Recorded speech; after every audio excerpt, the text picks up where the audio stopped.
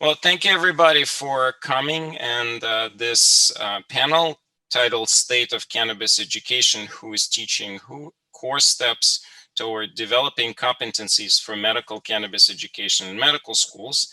So I'm Dr. Mikhail or Misha Kogan. I am a faculty associate professor at George Washington University and medical director for Center for Integrative Medicine. And I have been handling or working with patients on medical cannabis since District of Columbia, where I'm licensed in practice, have legalized medical cannabis in 2010. And I think I was probably one of the early adopters simply because my patients who are interested in integrative medicine have pushed me to learn. And then a couple of years later, I met Donald Abrams. We were serving together as a founding board members of American Board of Integrative Medicine. So I've kind of got pushed into this topic by him. And then I met Leslie Mendoza Temple. And then so we kind of formed, two of us, been since spearheading efforts at the level of academic consortium of integrative health centers in US.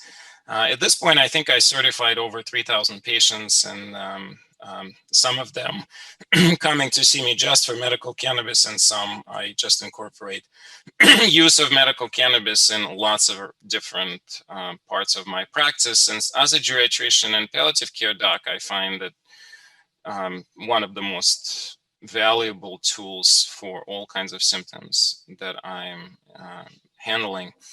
And but also as an educator at George Washington University, I started realizing quite a while ago that our medical students are really interested in this topic, and unfortunately, they're really not getting enough education. And a couple of years ago, Abraham, who I'm going to introduce next, and also a couple other students approached me and say, hey, we want to start the medical cannabis interest group, but also, you know, let's try to get together and organize assessment of our own students. So that's how some of the work that I've been doing come together. And so it's especially gives me a pleasure to introduce Abraham. He was a medical student who led the article that he's going to present to us today. And he graduated recently, moved to become a family medicine resident, and he'll tell you his own story. But I think what's quite impressive is that because of his article, he suddenly found himself there's a lot of interest for his expertise that he developed, and he's become an expert writer and expert spokesperson for a number of industry partners. And with that, I'd like Dr. Mendoza Temple introduce herself. Hi, I'm Leslie Mendoza Temple. I am the medical director for the North Shore University Health Systems Integrative Medicine Program, and I'm also part of the North Shore University Health Systems Department of Family Medicine. I'm on faculty as a clinical associate professor of family medicine at the University of Chicago Pritzker School of Medicine. I don't win the medal for certifying patients. I think I filled out 1,000 forms. I have about 600 active patients who actually got the medical cannabis card in Illinois, where the program started in 2014, following a large lag in actually opening dispensaries.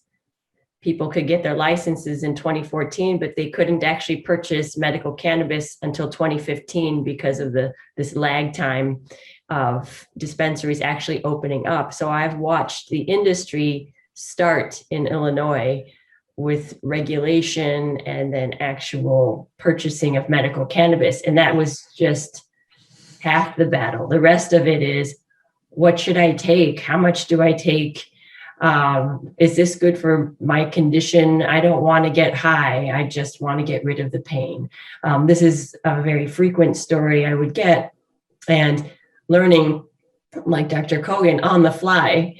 All of a sudden you become the expert because you're the first one who the patient approached. That's a healthcare, a physician, a professional. So that begat my my adventure into medical cannabis when the Illinois Department of Public Health made a call for an advisory board for the Illinois for their health department, and all I did was apply. I got in, and then they asked for a chairperson to lead the effort, and two people raised their hand. One of them was me. They saw my credentials and they said, "You're it." So it wasn't very hard. And in this field of burgeoning education and knowledge base, it is just on the forefront. This is the time to be part of this movement, and it is so easy to become a leader in this. And having now spun off the medical practice along with the education piece and research, I feel very honored to work with this group to create journals and to collaborate with people I would never meet otherwise in this field. How in the world we have 7 a.m. meetings with our colleagues in Israel, Dr. Zolotov and Dr. Israel, it's like almost every week it seems. So I would say this has been a huge part of my career development in a very unexpected track. I am first and foremost a family medicine physician and an integrative medicine consultant. So before all of this, like Dr. Kogan, we were looking at nutrition, lifestyle, education, exercise, the wise use of herbal and dietary supplements, mind-body therapies. All of this folded in so nicely when medical cannabis came into our own states. It was such a natural fit. So we've had a captive audience for a while. And I think there's such a connection between integrative medicine and folks who are looking at medical cannabis use, because it covers so many of their symptoms where conventional Western medicine has failed or has been inadequate. I believe in the thoughtful use of combining what works, evidence-based as much as possible. And where there is no evidence or very little evidence, we must make sure it's safe.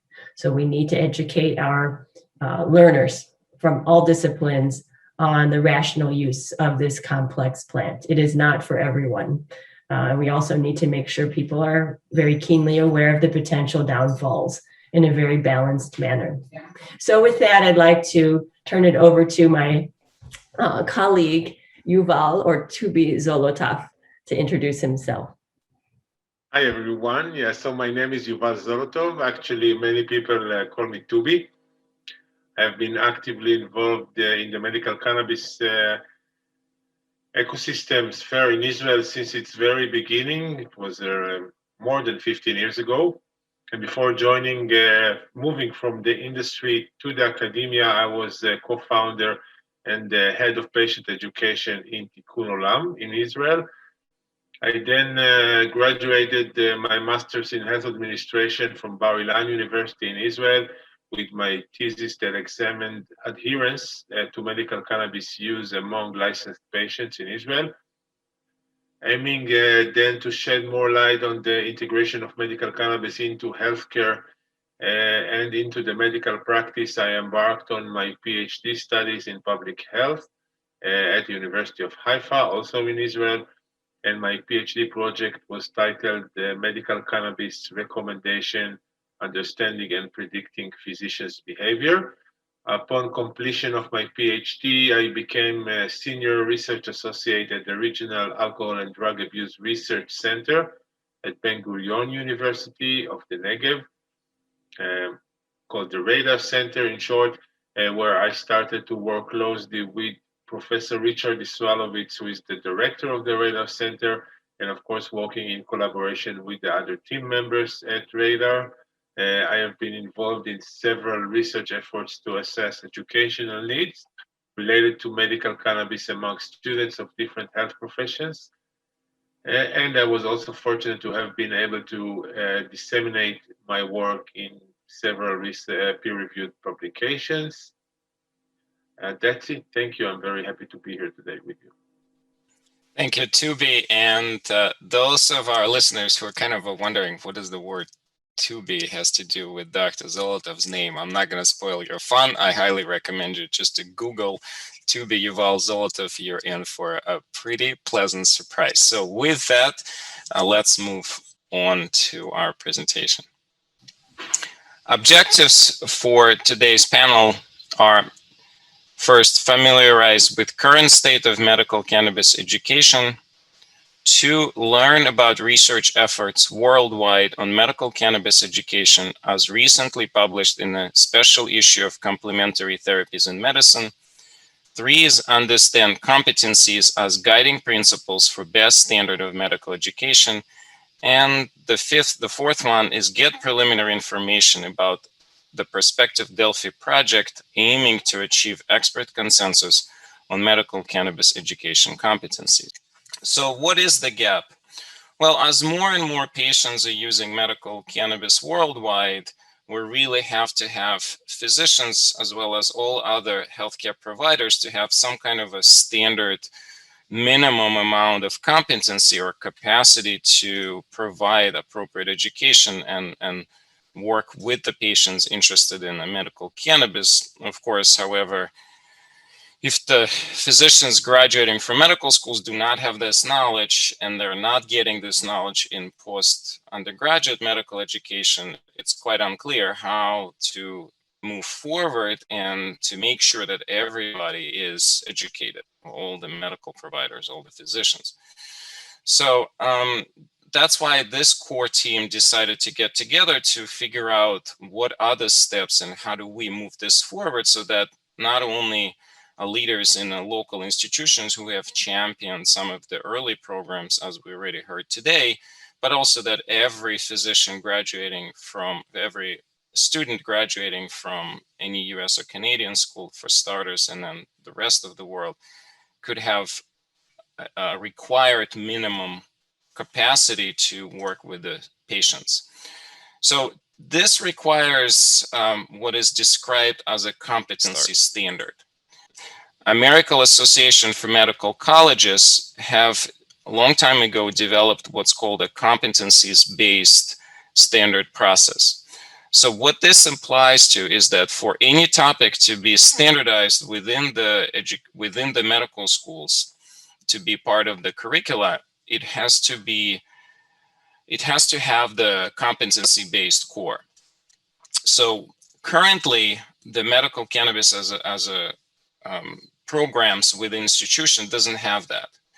So while as I mentioned, several schools have championed championed programs, unfortunately, there is no standard so that another school that does not have this can simply adopt because there is already a core competencies that have been created.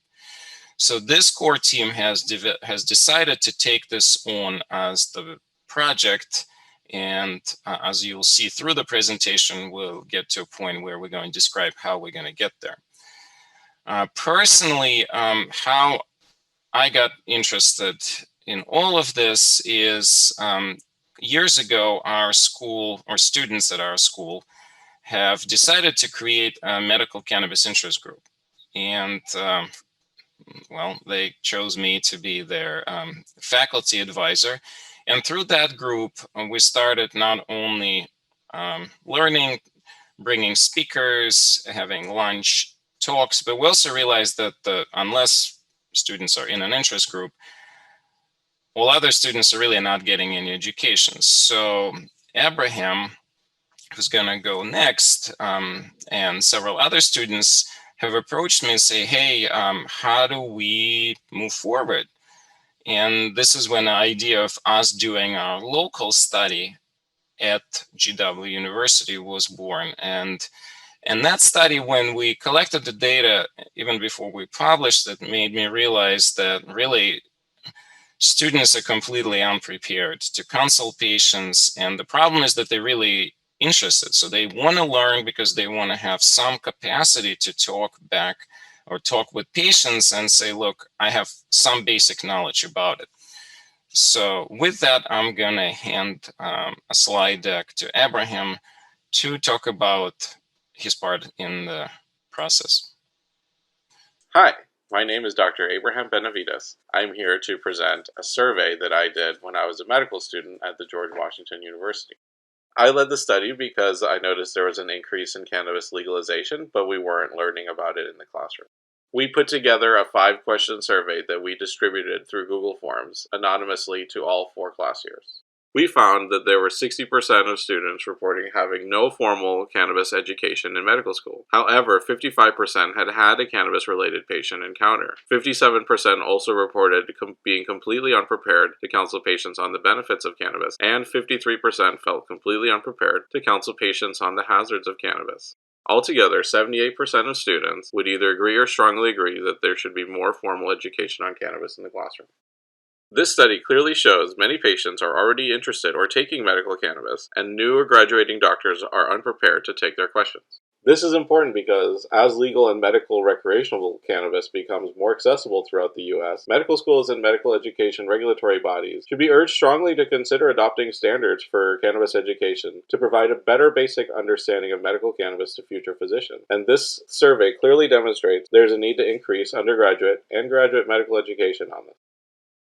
I'm also here to share a story that's not often heard, one involving social justice in cannabis. My parents are from Costa Rica, and they came to the U.S. for better opportunities. I grew up in poverty in Boston, graduated from Boston University, and attended George Washington Med on a full-ride merit scholarship. I graduated in May 2019, and it was among the happiest days of my life. I graduated medical school and got married to the love of my life by my father. We took our entire life savings and wedding gifts to move halfway across the U.S. While moving between legal areas, unfortunately, I had a positive result for THC after 4 months of no use. Despite white colleagues' positive results, I was the only one not allowed to retest and was disciplined. Despite giving my own negative retest, it was not accepted and I was terminated.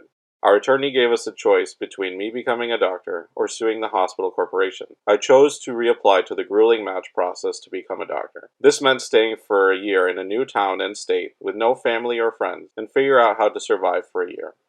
My wife and I had to find jobs quickly, which is how I ended up in the cannabis industry. I started doing freelance medical review for various cannabis and CBD-related startups. Despite unfortunate circumstances, I found new passion for reading, editing, and writing about cannabis research. I love being on the cutting edge of this industry and emphasizing the racial and social justice aspect of cannabis legalization. The following year, I matched with Swedish Family Medicine. Like many of you, I am a frontline worker in the COVID-19 pandemic. Here is a photo of me treating patients. And then, unfortunately, here is me admitted to the COVID unit. I'm still recovering from physical and mental health complications of COVID, but I look forward to returning when I'm able. I say this not because my story is rare, but because it is ordinary. The pain that my family has been through represents a small fraction of the injustices that have occurred through the vehicle of cannabis stigma and criminalization. I say this so that, as we talk about all of the potential benefits of cannabis legalization, from economic to medical to social, it is important that we keep equity at the heart of the conversation. Thank you so much for your time, and it is a pleasure to share my story and continue contributing to this important field.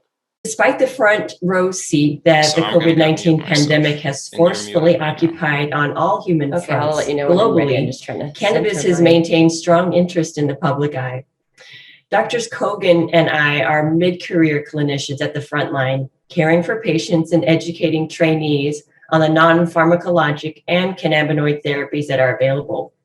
When medical cannabis became available in our states, we pioneered its use in selected patients, cultivating a knowledge base informed mostly by trial and error, dosing low and slow, and incorporating a growing body, yet a small body of evidence and best practices.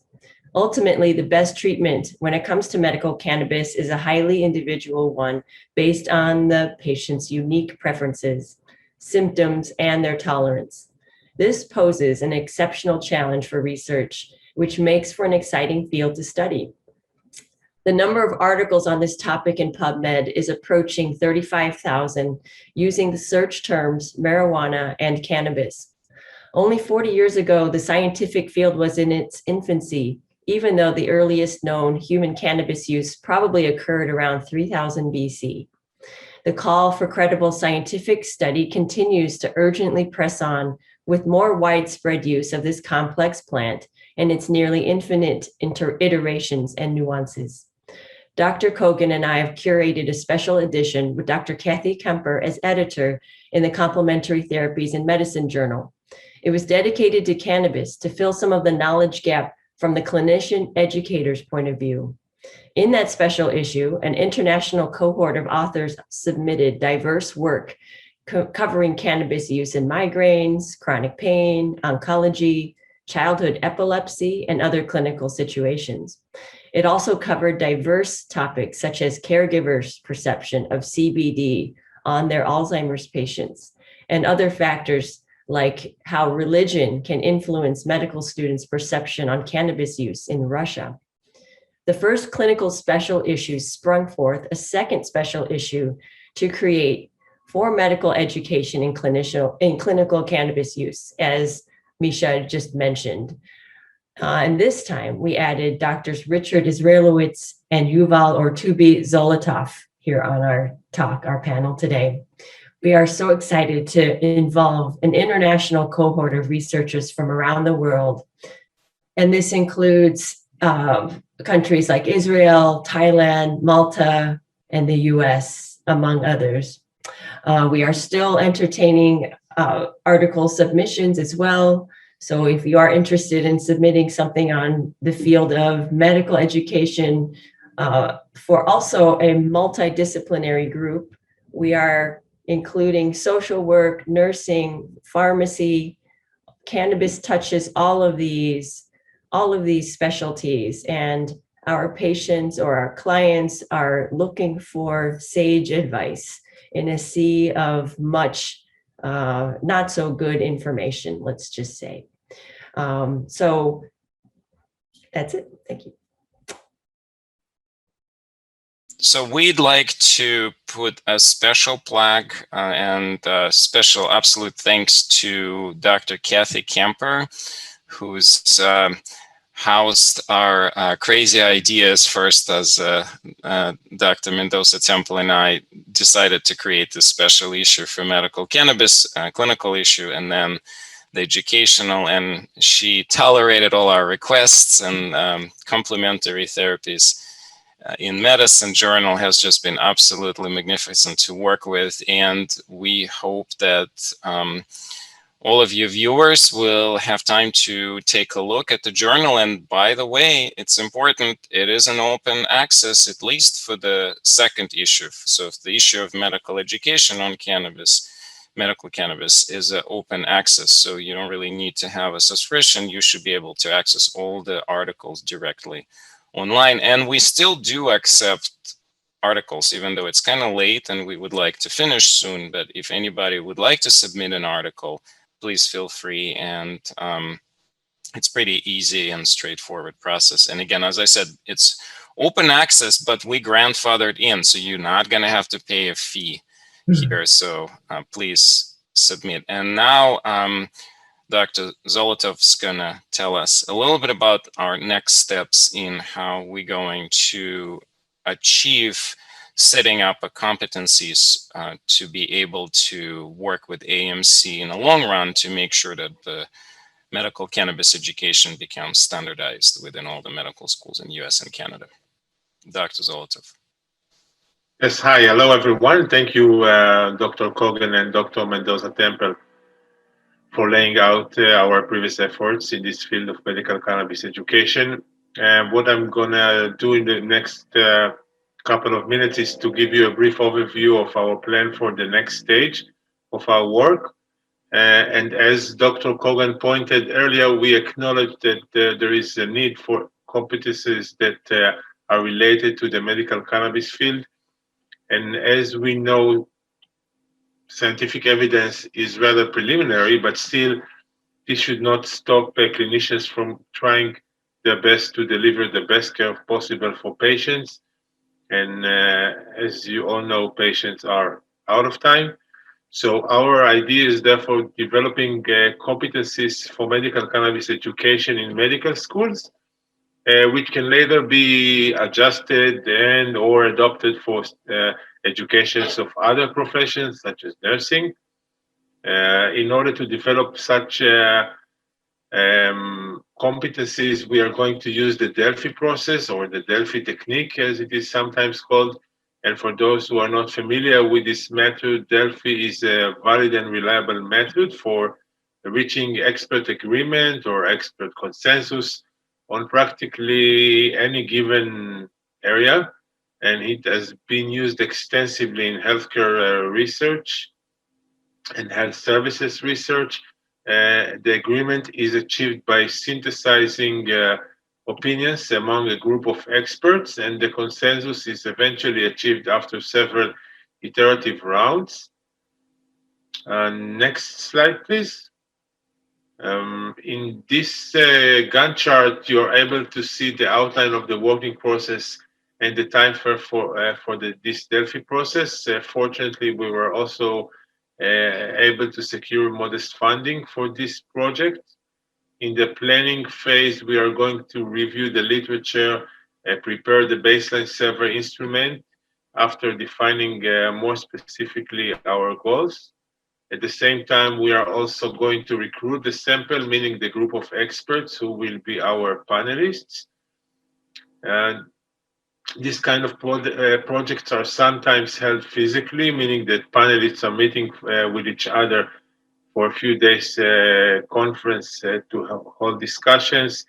We are still not sure about the arrangements for our specific project, and probably in the spirits of the COVID era, there are good chances that we will be holding everything virtually. We cannot know in advance how many rounds we will be holding. This depends on the level of agreement which panelists will have. But in principle, in every round, the data is collected, then it is analyzed, and then it is being fed back to the group in the next round until satisfactory level of agreement is achieved. We really hope that the end product of this process will not merely be a published paper, but actually we aspire to have impact, considerable impact, hopefully, in the field of education on medical cannabis across medical schools nationwide and actually also worldwide. So thank you for the attention. And at this point, I'm handing the floor back to you, Dr. Kogan. Thank you, Dr. Zolotov, so much for covering this process. And as viewers can see, we're really trying to create this Delphi technique or Delphi process to be as open as possible. So because of that, what we would love to have is if any of you who are listening or know somebody who you feel would be appropriate as a participant in this project, please have them contact me personally. There's my email, mkogan@gwcim.com. What we hope to really establish a core team of somewhere between 15 to 20 people who have enough expertise. We will be screening people. This will be there's going to be a compensation for it. As I said, we were lucky to secure an unrestricted industry grant to have this process sponsored. And we really hope to recruit experts who are not just medical cannabis experts, but also people who have a very strong expertise in medical education with or without any medical cannabis background, because of course we need somebody who intimately understands curriculum in different schools and know also how the competency-based curriculum are formed. We also probably going to have hopefully at least 1 or 2 medical students to have a voice from, after all, we are trying to create this process for them, so we have to make sure that their voices are present. And I think the timing here probably could be, we don't have exact timings when we will start, simply because, of course, the grant has to come through and the contract with George Washington universities have to come through. But, cutting out all the details of the logistics, I think the critical aspect is we do hope to start in the next few months. So again, if you or somebody you know are interested, just contact us and we will make sure that we include you in an ongoing conversation. And as we select participants, we'll create the actual process of interviewing. And I think with that, I'd love to thank everybody who joined in. We are now moving on to Q&A of this part. Thank you so much.